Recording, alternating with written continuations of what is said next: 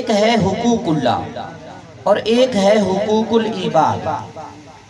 حقوق اللہ پر بھی ہمیں عمل کرنے کا حکم ہے اور حقوق العباد پر بھی ہمیں عمل کرنے کا حکم ہے۔ جب یہ دونوں چیزیں ایک مقام پہ اکٹھی ہو جائیں، ایک طرف حقوق اللہ ہو اور دوسری طرف حقوق العباد ہو، تو ترجیح جو ہے وہ حقوق العباد کو دی جائے گی۔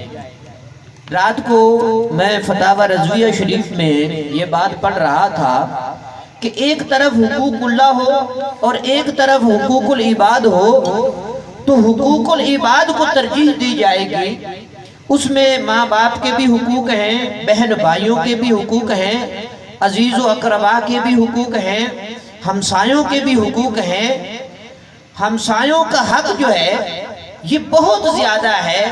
صحابہ کرام رضوان اللہ تعالی علیہ مجمعین بیان فرماتے ہیں کہ حضور ہمسائے کو اتنا حق دیا کرتے تھے کہ ہم سوچ میں پڑ گئے کہ آقا علیہ السلام کہیں ہمسائے کو وراثت میں بھی حصہ نہ عطا فرما دیں، یعنی اتنا پڑوسی کا حق ہے۔ تو جب پڑوسی اللہ کے ذکر کی محفل سجائے تو پھر ہمیں شریک ہو جانا چاہیے۔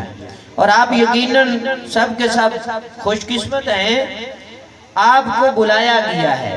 جسے حضور پسند فرماتے ہیں وہ حضور کے ذکر کی محفل میں آ جاتا ہے، اور یہ وہ محفل ہے جس کے بارے میں اللہ کی نوری مخلوق فرشتے جو ہیں اللہ کے اذن سے زمین پر تشریف لاتے ہیں، اور پھر اللہ تبارک و تعالیٰ کے حکم سے جب آتے ہیں تو پھر وہ ان محافل کو جہاں اللہ کا ذکر ہو رہا ہوتا ہے ان کو تلاش کرتے ہیں۔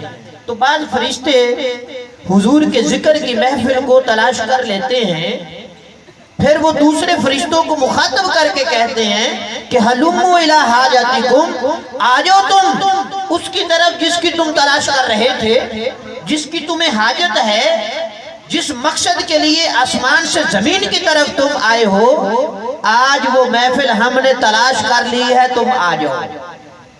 سرکار دو عالم صلی اللہ علیہ وآلہ وسلم ارشاد فرماتے ہیں اپنے خاص امتی کے دل کی تسکین کے لیے کہ جب وہ میرے ذکر کی محفل سجاتا ہے، میرا میلاد مناتا ہے، اگر لوگوں کی قلت ہو ظاہری طور پر تو اس غلام کو پریشان نہیں ہونا چاہیے، بلکہ اللہ تبارک و تعالیٰ اپنے فرشتوں کو ایسے ذکر کی محفل میں بھیج دیتا ہے، اور وہ فرشتے ایک دوسرے سے پکار کر کہتے ہیں کہ ہلموا الی حاجتکم، آؤ اس محفل کی طرف جس کی تلاش میں تم اللہ تبارک و تعالیٰ کے حضور سے آج زمین کی طرف آئے ہو۔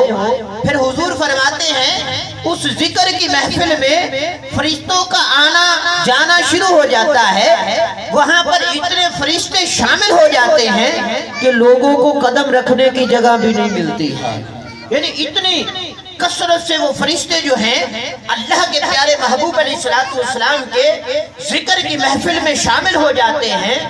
پھر جب وہ فرشتے جو ہیں آسمان دنیا کی طرف واپس لوٹ جاتے ہیں، اللہ تبارک و تعالیٰ کے حضور پیش ہوتے ہیں، تو اللہ تبارک و تعالیٰ جو علیم بذات الصدور ہے، بندوں کے دلوں سے واقف ہے، فرشتوں کی کیفیت کو جاننے والا ہے، تو پھر بھی اللہ تبارک و تعالیٰ ان فرشتوں سے فرماتا ہے اے میرے فرشتوں، جب تم زمین پر گئے ہو تو جس مقصد کے لیے گئے تھے کیا تم نے اس مقصد کو پا لیا ہے؟ اب وہ فرشتے کہتے ہیں جی پروردگار ہم نے اس محفل کو پا لیا ہے۔ اللہ فرماتا ہے کہ وہ کیا کہہ رہے تھے میرے بندے، کیا کر رہے تھے، کیا کہہ رہے تھے؟ اب رب تعالیٰ تو سب کچھ جانتا ہے، اس کے باوجود بھی فرماتا ہے اے میرے فرشتوں میرے بندے کیا کر رہے تھے؟ تو فرشتے عرض کرتے ہیں پروردگار تیرے حضور اپنی بخشش کا سوال کر رہے تھے، تجھ سے مانگ رہے تھے، اپنی بخشش کا تقاضا کرتے تھے۔ تو اللہ تبارک و تعالیٰ فرماتا ہے میرے فرشتوں کیا بندے مجھ سے مانگ رہے تھے، اپنی بخشش کا سوال کر رہے تھے؟ فرشتے عرض کرتے ہیں پروردگار ایسے ہی وہ سوال کر رہے تھے۔ اللہ تبارک و تعالیٰ فرماتا ہے اے میرے فرشتوں تم گواہ ہو جاؤ، میں نے ان سارے بندوں کو بخش دیا ہے۔